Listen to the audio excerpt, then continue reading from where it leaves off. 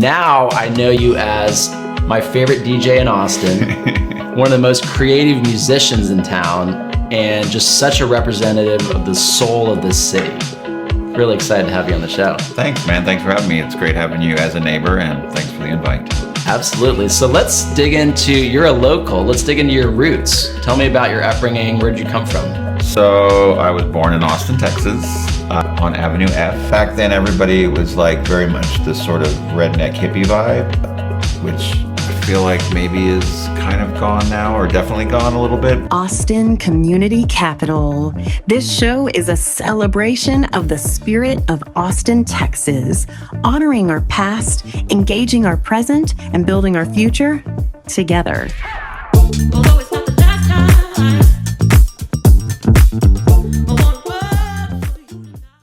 Topaz, I'm super excited to have you on the show. We know each other because we're next door neighbors. I lucked out moving in next door to you and Rose, and we have fun chats over the fence about our plants, catching up of how our week was.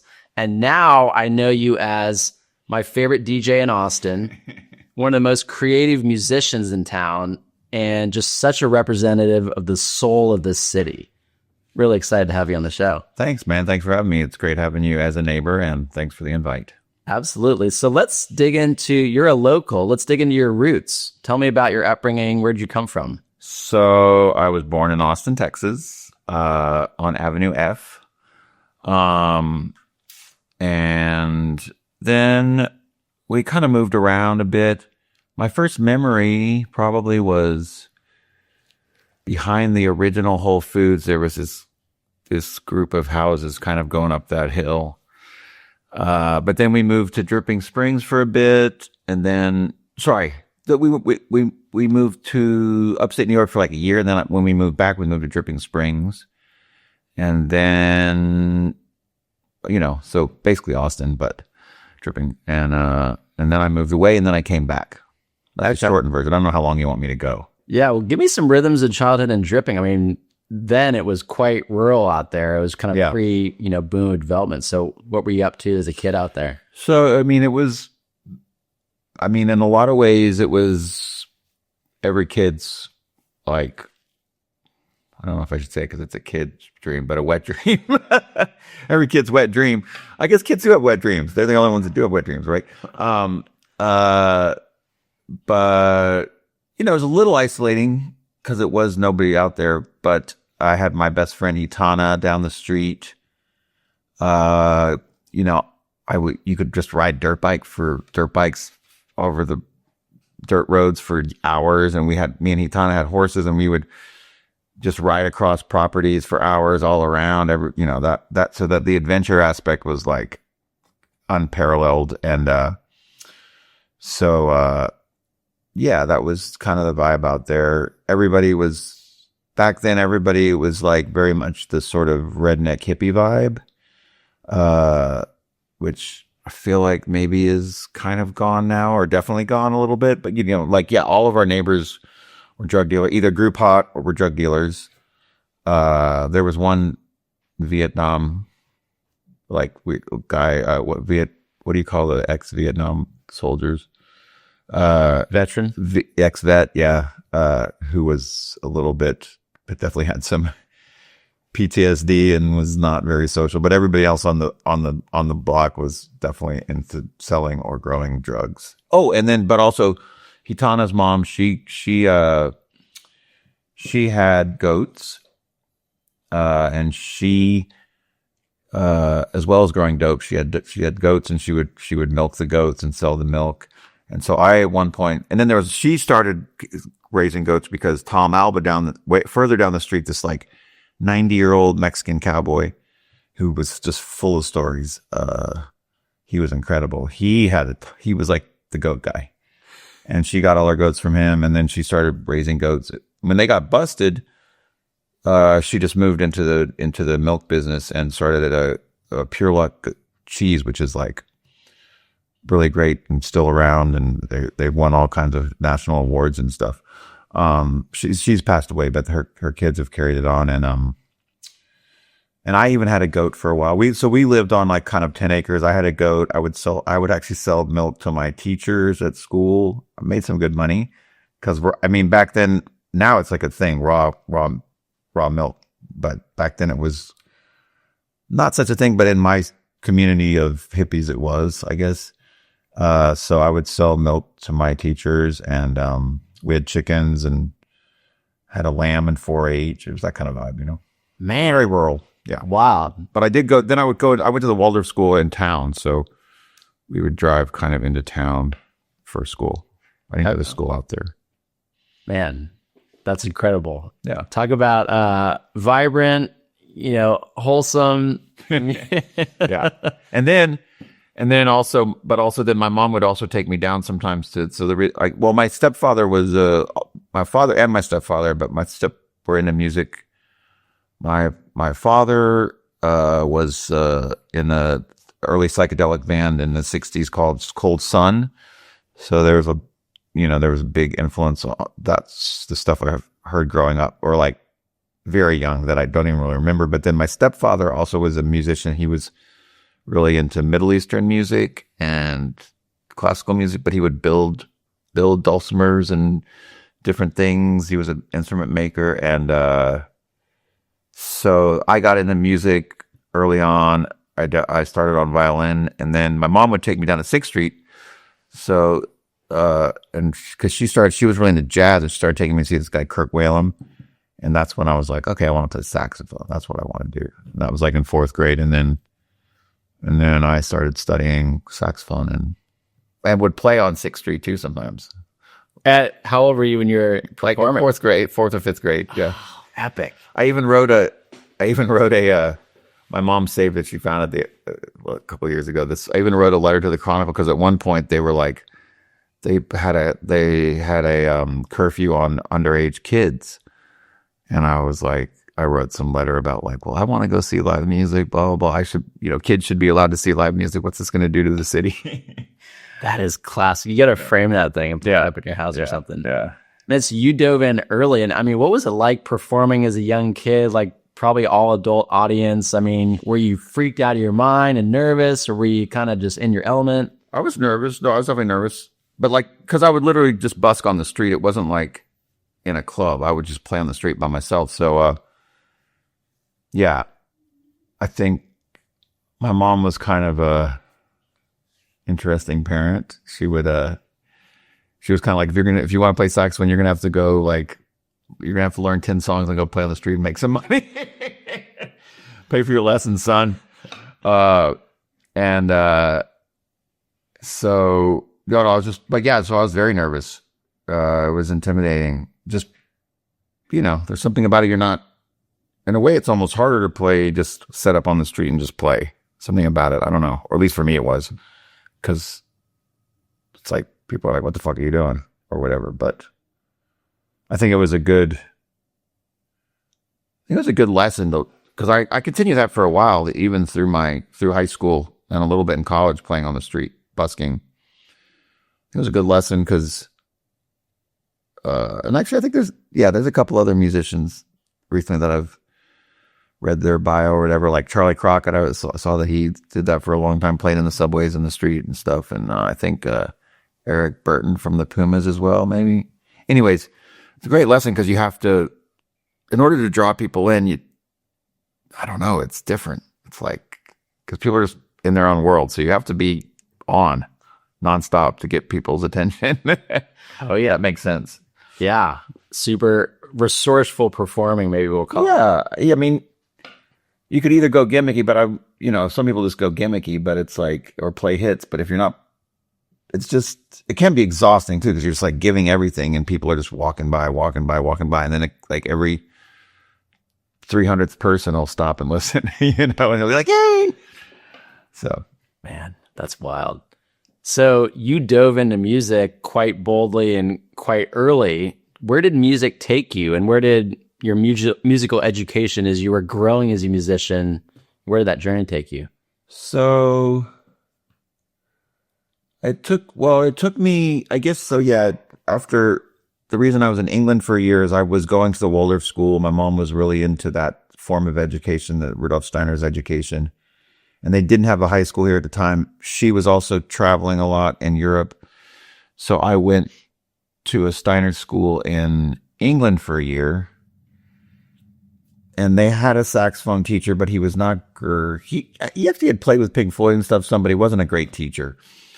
And it was in the country. It was very like, I made really great, awesome friends, but like the school itself, even though it was a Steiner school and supposed to be sort of alternative school, was very kind of by the book English boarding school vibes, a little bit, not 100%, but a little bit. And I wasn't boarding. I was living with a family, and I would just go into London every weekend because to your question, where did music take me? So I would go into London to what we're just talking about. I would busk on the streets in London, and the two are in, where's that? So the square, whatchamacallit, square. Anyways, in London. And then I met one guy in particular who was a musician and producer, and then started going to some of the acid jazz. That was when acid jazz was happening. This was like the 90s. So going to some of the clubs that I could get into at the time, like usually they had these like fun day parties on Sunday that I would go to. But so that brought me to London a lot.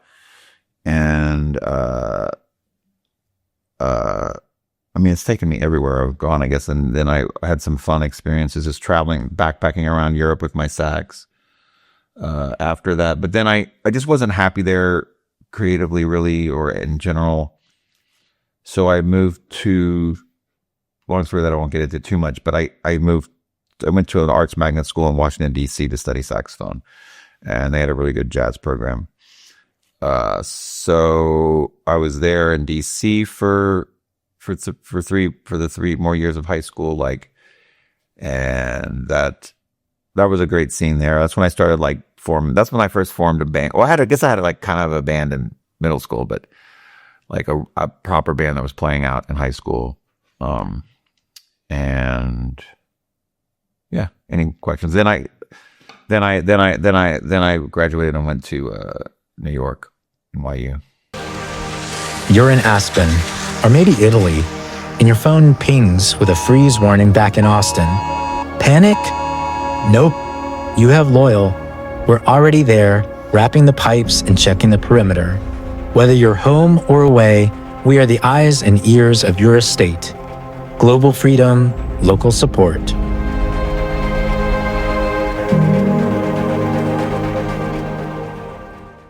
Yeah, I think I'd love to hear about how these bands came together. Were you kind of the catalyst each time? You know, the one in middle school, Yeah. one in high school? Middle school, I can't remember. I don't think I was the catalyst. I had a really great teacher, Alex Dormont. He's still around in Austin. He's played with like George Strait and all these. He's kind of a country player, but he plays jazz too. And he was an incredible teacher. And I think he kind of put the band together. I can't remember. We were called the Blue Iguanas. I might have come up with the name. Okay. Anyways, then in high school, or when I went to in DC, when I started the band, that one kind of started. I was at a jam session with some guys, and basically, so at this point, I was living alone. I wasn't with my mom, so I kind of grew up really fast. I was also so this was as a high schooler. Yeah, I was also tall, so I looked older. So we started. The band that we started in, the first band I had in DC was like, with some guys in college that I'd met at their not frat party. They're their keg party. They weren't frat. They were definitely hippies, but they had keg parties. They liked to party. So, they had and they would have these jams in their basement. It was, I don't know how I found out about it. Maybe one of my friends at school, but, somehow I found out about this keg party where they had these or improv sessions, just jammed out and took psychedelics and played all night. So the first night I jammed with them, they were like, "We got to start a band, man." So we had a band, and we would play this little, cafe bar in Georgetown in DC. And it was just all improvised, and a lot of psychedelics. And so it was kind of, that one was very much a group. But then after that, moving forward, after a couple of bands, I kind of, and trying to do it as a band, I just got a little burnt out of putting all the work in and then having to start over. so that's when I started like kind of like deciding I may as well just call it Topaz.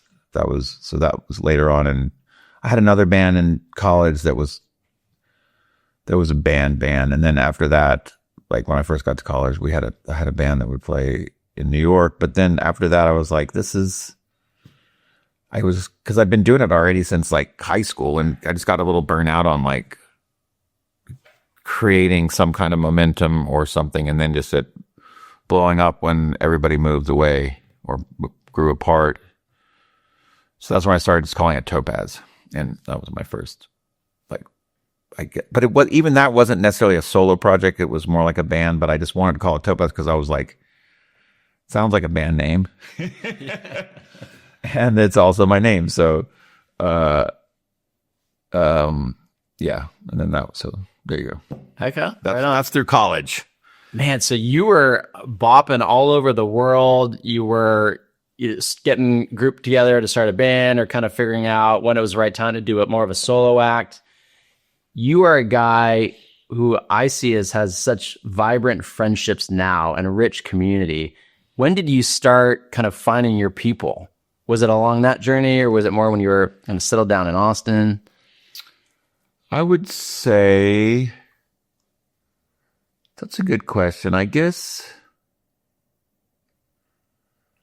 I think I've always had a large community of friends and just a scene, like I was always a big believer of not getting too involved in any kind of like clique, you know what I mean? Like, cause that's just so restricting. And like, so I guess looking back over my life, I never quite fit in anywhere, but I kind of fit in everywhere. You know what I mean? Like, I can kind of fit in with the dirty hippies, although sometimes, but if they're too cliquey, they don't want me. Like sometimes, or like I have, rich yuppie friends, or, just all across the board. And then also when I was younger, like I would have, everybody from my age back then, probably not much younger. Now I have a lot of younger friends, but when I was young, a lot of older friends, just all ages. And so I would say that's always been a fixture of my, a fixture of my life. For sure. But, having settled down, having lived here the longest, this is definitely blessed to have the largest community I've probably ever had in my life. Now I'm ready to get the hell out of here. Well, take us to that community now. What does community look like these days here in Austin? So, yeah, when I moved back after about 10 years in New York, just kind of was ready, quality of life, all that stuff, kind of wanted to start over here. And it definitely took, when I moved back, I didn't know anybody except my family here, really, because I had some acquaintances because I would visit a lot, but I'd been gone for 15 years. So, I hadn't really, and I left when I was 14, and most of my mostly like lasting relationships you make in high school, or at least I did, I still am in touch with people from middle school, but you don't have that like bond that you make in high school, I feel like. So when I moved back, it took a while. Took me a while to build rebuild the community here. But, at this point, it's between playing live music and, opening a bar, and now I'm acting and DJing. I know so many people. And then our neighborhood, as you know, is super lovely and great community here. So, was that your question? Yeah, and I want to dive more into some of those things you mentioned. Tell us about the bar. So the bar, me and my mom took over Sahara Lounge, which is over here on the east side in Austin, just close to where we are.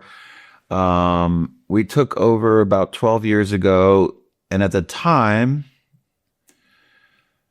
this will get back a little bit into my history. At the time, I was kind of done with the whole.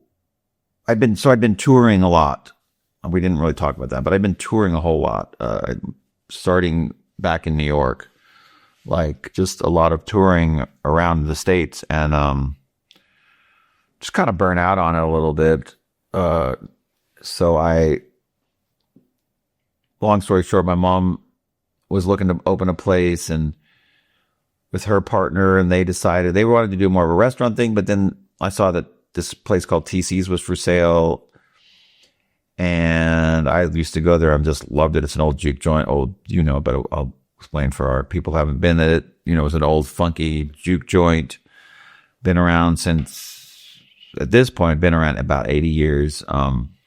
Just rambling, low down blues juke joint, exactly what you'd expect. And so anyways, the place, they wanted to open like a restaurant venue kind of vibe, but then that wasn't going to work out. I was helping, just consulting for them a little bit, figuring out the permitting and stuff, and the permitting wasn't going to work. So I told her about this place. So then she asked me to get involved, and I got involved and did all the renovations on the property, and just did we did everything together. It was a lot of work, and we didn't have a huge budget. So we were kind of doing everything ourselves with the renovation, everything. I would be working all day renovating. Then like we also were trying not to close for some stupid reason. So I'd work all day, and then I'd bartend all night, and then work all day and bartend all night. And then when things kind of got on their feet, I was like wanting a creative outlet. So I started Golden Dawn Orchestra just for fun kind of. And then that has grown so much that I'm not even that involved with the bar anymore. Because, well, also it's a little bit challenging to partner with your mother. Yeah. So it's a fortunate. People advise against doing business with family. Fortunate happenstance that oddly the band that I had the least kind of like drive with in terms of trying to. I always find that interesting that the one band that I was like just doing completely for fun was the one that was the most successful. Instead of just trying to like force it, it just happened, and it was the most successful band that I've had. Yeah, I think that's a phenomenon you hear about, of like the thing that you hold really loosely. Yeah, that's just an expression of kind of your heart and your passion. That those things can flourish. Yeah, describe the vibe of the bar though, because it's so unique. Yeah, like the kind of Sahara Lounge theme. How did that name come about? Okay, so like I said, the vibe of the bar is very blow down, funky, groovy. We didn't change much, but my mom's partner is African, and originally they had wanted to do African food. They still have an African buffet on Saturday, but it never quite came to fruition. So initially that was part of the plan, and a friend of mine came up with the name because we were like searching around for something that was African but also loungy. So Sahara comes from, and I used to actually say Sahara until I opened a bar called Sahara Lounge in Texas. Everybody says Sahara. That's Sahara. Oh, Sahara. Yeah. Like the Sahara Lounge in Vegas. There's like a history of Sahara Lounges, like kind of like almost a little bit seedy, but anyway, so it was just a nod to that sort of juke joint vibe, Vegas vibe, but also African vibes.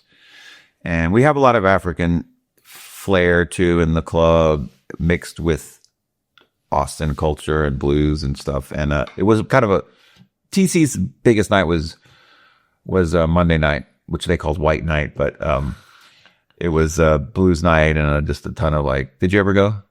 Before it was Sarah? Yeah, it was Monday night was like this big night, and all the college kids would go. I think it was like BYO liquor. They had beer and wine, but you could bring your own liquor. Interesting. So it was like a scene, and when you can bring your own liquor, you can drink in the parking lot too. So it's like the parking lot would be this whole scene. Crazy. Like, it was fun. It was the vibe, but they weren't making any money for that reason, Anyways, so the way I describe Sahara to people though is, I feel like it's just like a place where you could, well, one, I guess it's also, there just aren't places like it left in Austin. That's one thing. I mean, like, there used to be a lot more places like it, but there's very few left where it's just the original 80-year-old, not much has changed. But I like to describe it as like you could be either in New Orleans or Africa or Texas, you know? Like you really feel like you could be anywhere in the world. It's like, it's kind of, it's very timeless. Yeah. And it's a great mix of eclectic people. You always meet great people. It's always communal vibes and yeah. Well, I can vouch for it. It's friggin' awesome. African night, go. Yeah. Dance your heart out. Yeah. Ladies' night every third Friday. That's when I DJ. Hit that. The guests are here. The balloonies are perfectly chilled. The outdoor heaters actually working. And I didn't do any of it. While I'm mingling, Loyal is ensuring the caviar is plated and the ice is fresh. Don't just host the party. Actually enjoy it. Loyal Home Concierge. We manage the vendors. You handle the compliments. Highly recommend. So you mentioned this project that was birthed out of just an expression of fun and creativity, Golden Dawn Orchestra. You guys are unique, and the way you perform is so unique. I mean, not only is the music really creative, but there's a visual component. So give people a picture of, you know, what y'all are doing and what that project looks like. So I guess I've had a couple of bands in this vein, but I've always loved big theatrical bands. And these days it's rare, but back in the day, and a lot of the music that I grew up with that was my favorite growing up, like was everybody wore costumes and had dancers. You know what I mean? Like, so this big opulent, you know, Earth, Wind and Fire wore costumes. They had dancers. The Parliament Funkadelic, there was a whole stage show, a whole story. Fela Kuti is a big influence. He had dancers and costumes, and and then of course, so the nod in the name Golden Dawn Orchestra is to Sun Ra Orchestra, and he had a whole his main influence on us was the costuming, not the music necessarily, but I don't know, I was just always drawn to these big crazy explosions of vision and sound, and I think these days it's in interviews I always touch on this. These days it's almost important to get people out of their fucking phones. Like, you got to just grab them, because they're just, you know, you just go see, like, I mean, and I'm one of them. I'm a DJ, but you go to, you know, like a DJ set or whatever, and everybody's just like filming, and it's like, in order to really get in the moment, I feel like people these days, people need even more of a jolt. So we're just like an explosion of dancers and costumes and sound, and so that wasn't, there was no specific thing behind it, except I just love it. You know, I love it, and but these days I think that's a added value, that it gets people out of their, jolts people out of, hopefully a little bit out of their addiction to their black mirrors. Man, we need it, bro. But yeah, like, even like to the point where, like, sometimes I'm like, I judge the value, I judge the effect of this, or the power of the show on how many social media posts the crowd has made. If there's less, then I think we've accomplished something. Yeah. I love that metric. Yeah. That's freaking awesome. Yeah. Is there, if you think of all the shows that y'all have done, is there one that stands out as just the most epic and a favorite? Whew, wow. That is a good question. I mean, we've been so blessed. Like I said, we've just been so blessed. I never really even, I still to this day don't really seek out gigs. If they come to us, we do it. We've had some of our Stubbs shows, our headline shows at Stubbs outside have been just so epic. And that's the best place for us in Austin. I feel like that space is probably my favorite. And that stage, all of that. So those have been really epic Austin shows. But we've done most of our touring in Europe. Like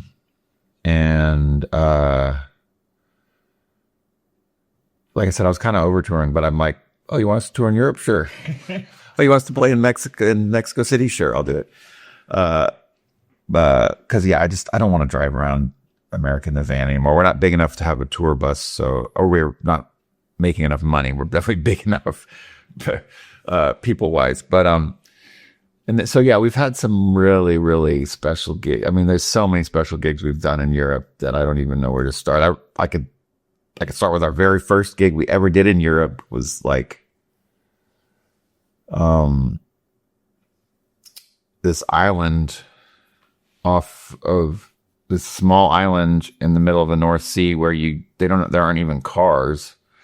And like I've never toured Europe. I hadn't even been to Europe in years. We get to the Netherlands. We get to this, we go to this ferry. We give this person our gear and we get on this ferry and we go to this island. There's no cars. It's just so magical and so beautiful. And they give us bikes. We bike to our dorms, and then the next day we show up for our gig, and it's just this amphitheater in the woods and it's just all moss and just so dreamy. It's like this Hobbit freaking world, just Netherlands beauty. And, so, I mean, and just the nature of that one, but the show was incredible too, but just that setting, we've gotten to play so many cool settings in Europe. They love their interesting, we played castles, we played zoos, we played train stations that they shut down, all kinds of crazy shit. Yeah. Yeah. So I love the way you describe the type of feeling you want to invoke in people of kind of grabbing them and shaking them and getting them away from their device and just bringing a raw, real experience that grabs 100% of them. How do you drop in to your creative process before a show? What's your process look like?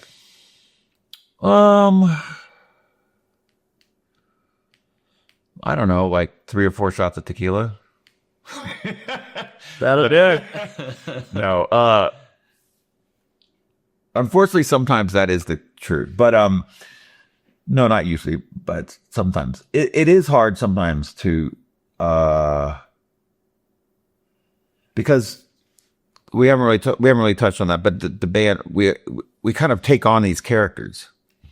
That's what the beauty of the costuming is. A way we all have almost our own avatar. We become our avatars, which is really fun. Makes it super fun. But sometimes you're just not in the fucking mood, So we have some rituals right before the show. We usually have a ritual of kind of coming together and saying a little prayer to our sun god Ra, who we worship. And I think, through my acting has been super helpful. Studying acting has been super helpful in not having to rely on substances or something if you're not in the mood, to just be full on acting. Is learning that and learning how to, they call it emotional prep in acting class. And just learning how acting's been just and meditation too, both have been really something that I've gotten more into in the last 5 years. Have really helped me to learn how to shift my emotions like that. And through acting, learn how to shift your emotions and get into a character really quickly. And through meditation to observe the between. I guess meditation's helped just observing my emotions and realize. So, but the combination of learning to observe your emotions more and learning that you can just change them at any moment that you want is pretty powerful. Absolutely. How about off the stage? Is there a difference in your creative process? Like if you're just in the zone, you're writing, you're coming up with ideas for performances, what does that setting look like and what's going on? Well, did you go pick up that little thing from my office the other day? No, but I've seen the. We saw it the other day. Yeah. Yeah. So, I have a really nice little, it's not, I would like something larger. I'd love to build a big studio in the back, but, it's big enough for what I need. So I just have I have my home studio all set up with all my synths and keyboards and my sax and my vibes, and it varies. It varies.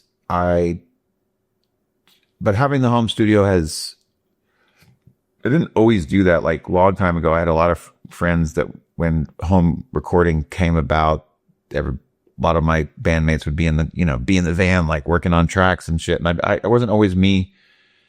Just because I'm not super technological, but at one point when I was living around the corner on Gunter, I put together a little back studio that was separate from the house, and I forced myself to learn Pro Tools, and that's been really life-changing too, to have that ability, because I love it. Because I can wake up, and if I have an idea, just knock it out, or if I have insomnia in the middle of the night, I can go jam, or it's just like, I don't really have a schedule, so just whenever the lightning strikes. And it ebbs and flows a lot. Like it's usually periods of like a lot of ideas and then none, and you're like, fuck, what's going on? Fuck.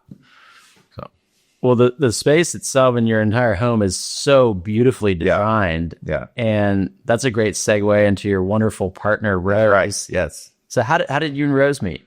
So me and Rose met at Sahara. She was working on film. She was in Set Deck at the time, and she was working on a music video, and we met, and I think I got her number in case she needed anything from her. Classic. Yes. Very practical. Yes, very practical. And then proceeded to ask her out to a show or something, and then the rest was history. But we had a lot of mutual friends too in the scene, and the creative scene, and the music and film scene, and but she's also was from the get-go very involved with Golden Dawn. She came in a little bit after I had started it, but the costuming and such also was big. Like I was wanted it to have some kind of costuming, but then like a lot of the members that entered, as well as Rose, is kind of our creative sort of director in terms of the visuals and the costuming. She always makes my costumes, and then we brought in like some other dancers and singers that were really into costuming. So that I forgot that part of the story. It was very organic, but a lot of other people that not me. I don't want to take credit for all the costuming at all. So I just want to take credit for the idea of having costume. And I'm definitely a control freak, so I have to like them too. There's like, it has to fit my aesthetic. Okay, the stonemason sent a PDF. The plumber wants a check. Wait, who is Dave on Venmo? Is that the woodworker or the tool rental? Oh my gosh. Stop playing forensic accountant with your own renovation. With Loyal, you get one consolidated invoice. We manage the vendors and the paperwork. One bill, zero confusion. Loyal Home Concierge. So Rose was very involved in the band, and then she was working at Bunkhouse in design, and then the band was just starting to tour more and more, and she wanted to tour with us, and so she quit at Bunkhouse. Then the pandemic hit, and we were touring. We were doing like live streams and such. That's kind of when I got more into DJing, because that's all I could do on. Because the band was just too big to live stream.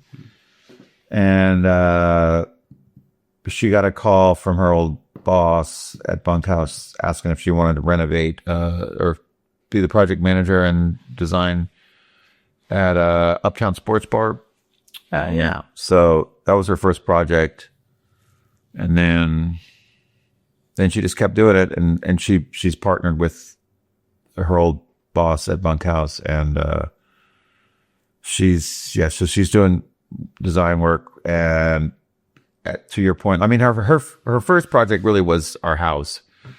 I was involved in too, but it's an older house that we gutted and redid, and that was kind of her first project in a lot of ways. I mean, she's always been a visual design person, but that was her first, and yeah, super blessed to have that, especially during the pandemic and stuff, to have this like very creative, comfortable, just warm. Are you touching on that in the podcast, like sort of like spaces, totally, as well as community? Yeah, we talk a lot about the home environment and how that's a platform for hospitality, for community, and just for you should get Rose on here. That'd be awesome. Yeah, because she's really eloquent about that. The interaction of space and functionality and all what you just said. I love that. Anyways, to your point, yes. So like we have this really, Rose is really into the functionality of combining. Well, we have a lot of, as you know, you have to listen to us have parties in the middle of the night or in the middle of the afternoon. We have a lot of like dinner parties and just like hangs. And so it's a very communal space. We designed it to be a very communal space that works well as a hang for everybody, or and you know, for anybody from like 3 people to like, I mean, I think the other day we probably had 50 people roll through there through the course of a Sunday afternoon, you know? So, but then also just like, yeah, a comfortable place to create. And she's done such a great job. I just love my home. Like, I don't know how else to put it. It's just like, I've never had a place feel more like home. Or just like, it's almost like a shrine or a castle, or I don't know.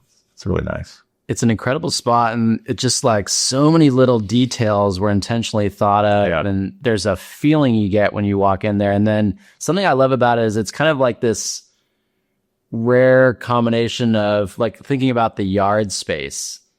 It's wild, but also intentional. Yes. Like there's, it's not this highly manicured deal, but it works and it's incredible. And I can attest to the amazing way that y'all host. I'm thinking about your birthday party where it was just a revolving door all day. Yeah. You were kind of cooking through the day. Yeah. These amazing dishes would come out, and there were young kids there. There were older folks there. It was just such a rich and diverse crew of people that, you know, was a testament to what y'all have cultivated here in Austin. Yeah. The last one we did that I was talking about, we have like, to describe it for people, you know, our front porch is a very full length of the house with like just like steps going down, lots of plants and crap on them, the wild part. And the last one we had these kids, they put on a production. They were like, at the end of the night, they're like, everybody outside. So we were all standing facing those steps, and they used the porch as a stage, and they put on this incredible play that they'd written just then, you know, and like planned it all out. It was like, it was funny and like interesting and just like so creative. And I was like, this is what it's about. You know, it was so cool. That's incredible. Yeah. So you got a baseball career. Oh yeah. Baseball was hard to mention on baseball. Yeah. So, that started because I used to go out to Marfa a lot, to Trans Pecos Festival. And I got to be friends with a lot of those people, the crew that would go out there. And then I realized a lot of them were on the baseball team. The baseball team used to play every year during Trans Pecos. We would play the Marfin team. I wasn't on the team in the beginning, but then, so eventually I joined, not a baseball player. I always played there. Not that I'm not active. I like sports, and I don't play a lot of sports anymore, but I work out and run, and now I play pickleball. I played pickleball this morning to wake up. Thank God. That's why I'm actually awake. Sorry, I got lost. So yeah, sorry, I don't really play baseball, but it's not really about the baseball. It's the Sandlot League, and which has really flourished here in Austin in the last, I don't know, since pandemic, especially. Like there's, I don't know, probably 30 teams or more. And Jack Sanders, our founder, he built the baseball diamond out there. Now we have this, so we have games almost every weekend. Although this weekend, tomorrow and Sunday are the last end of the season. So I'm going to try and go tomorrow, but I have a gig. We'll see. Or actually I might go Sunday because I haven't been to the Lockhart one yet. Have you? Supposedly it's really nice. Okay. So yeah, the teams are just all like, some people are decent players. They played in college, or I'm sure some are even semi-pro or whatever, but, it's more about the community, and, everybody's got everybody's back. We do a lot of, charity work and fundraising at every game.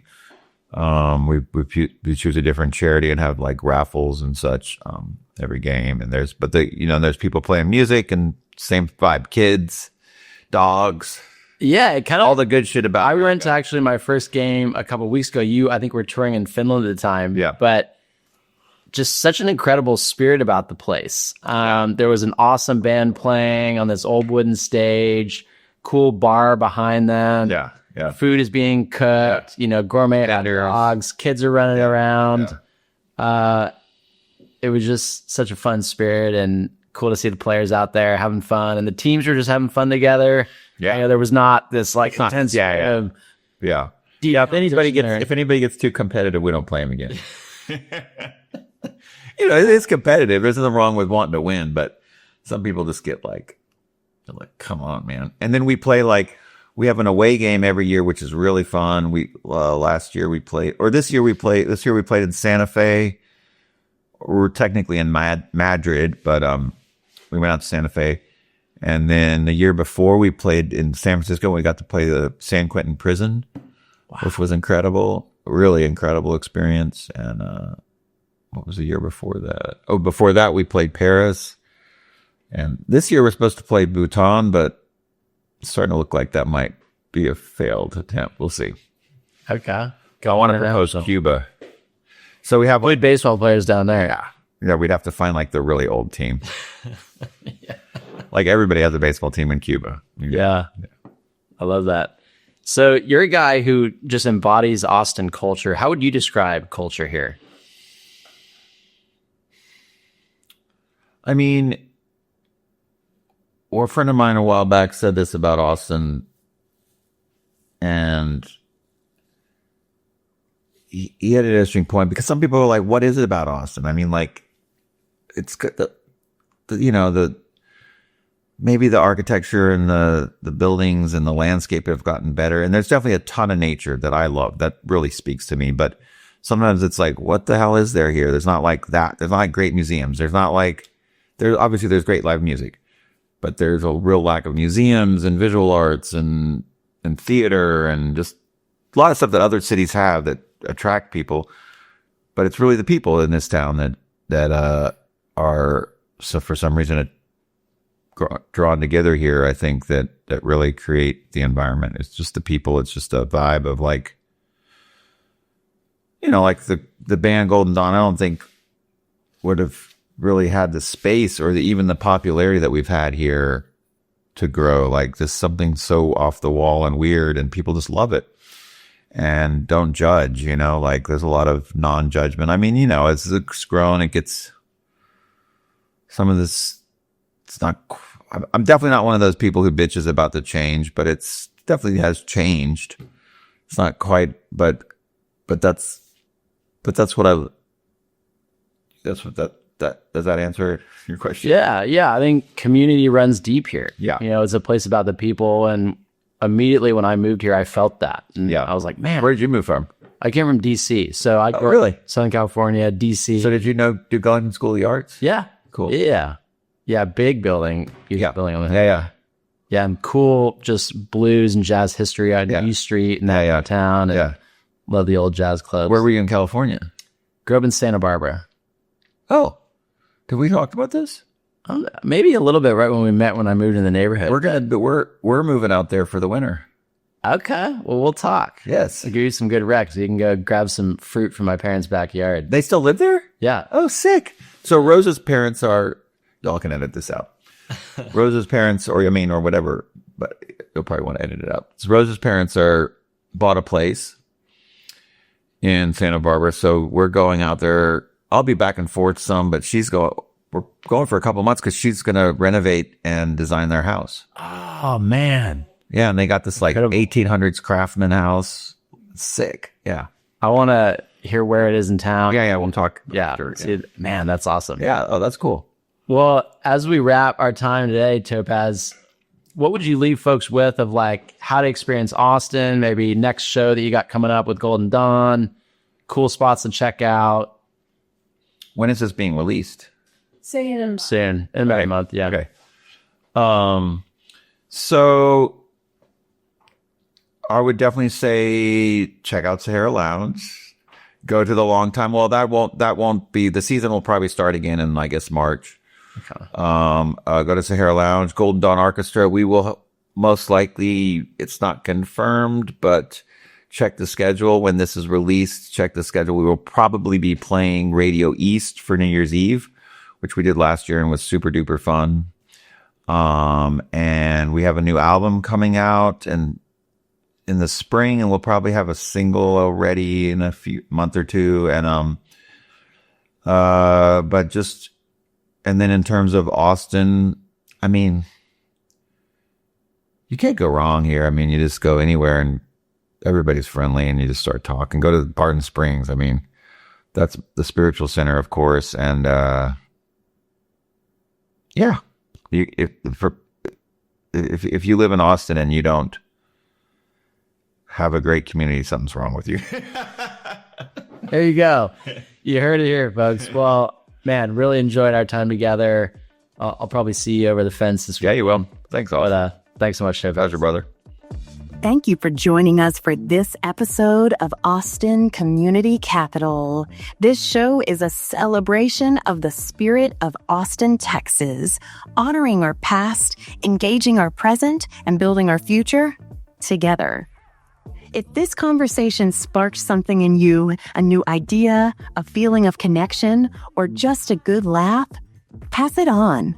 Share this episode with a fellow Austinite or a loved one who needs to hear it. Let's keep weaving this fabric of community together. This show is proudly presented by Loyal Home Concierge. At Loyal, we believe that a healthy, thriving city starts within the four walls of your home. We are passionate about supporting overextended executives, the moms and dads who do it all, and the couples who take life by storm. Because we know that when your home life is supported, you are free to support the ones who matter most. Your kids, your wife. Whether you need a proactive manager for your home or a creative problem solver for your next big adventure, we are here to help you design a life of intention. LoyalHomeConcierge.com. Let's make life a little more beautiful together. Stay loyal to your community, and we'll see you next time.